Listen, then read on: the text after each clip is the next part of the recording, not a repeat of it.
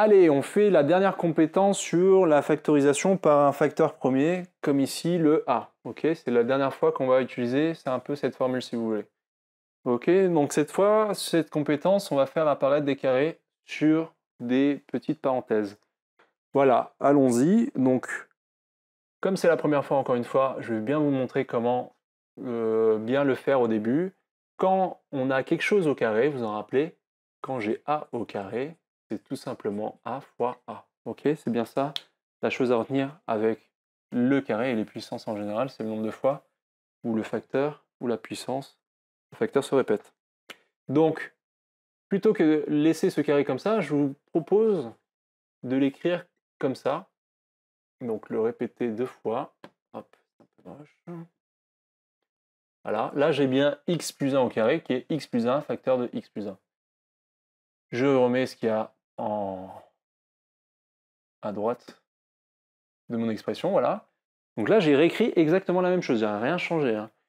C'est juste que pour factoriser, ça nous permet de mettre en évidence notre facteur en commun à droite et à gauche qui est x plus 1. Ici aussi on le voyait, le problème c'est que le carré ça fait oublier à la moitié des élèves que en fait il y a un x plus 1 qu'il faut garder encore une fois, parce que moi je souligne mon facteur commun, mais je souligne aussi tout ce qui va être après dans la parenthèse, donc ce que je mets en bleu là.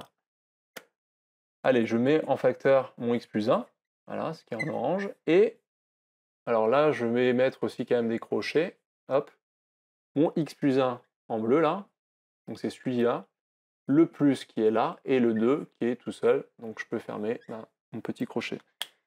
Donc là je vous remets quand même les bonnes couleurs pour que vous ayez bien compris de quoi je parlais bien évidemment. Voilà, ce qui était en orange, il vient ici parce que je l'ai factorisé, et tout le reste, je le mets dans les crochets.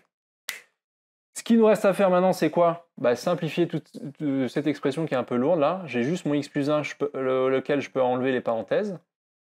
Et je vais pouvoir ajouter 2 à 1, tout simplement. Donc, x plus 1, je n'y touche pas.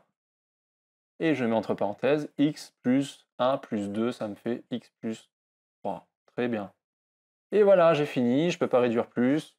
C'est mon expression, je partais d'un truc comme ça avec des carrés, là. En factorisant, ça fait quelque chose de plus simple. Et comme on a vu la dernière fois qu'on avait des parenthèses de parenthèses avec 4 parenthèses, ça nous fait souvent, quand je factorise ça.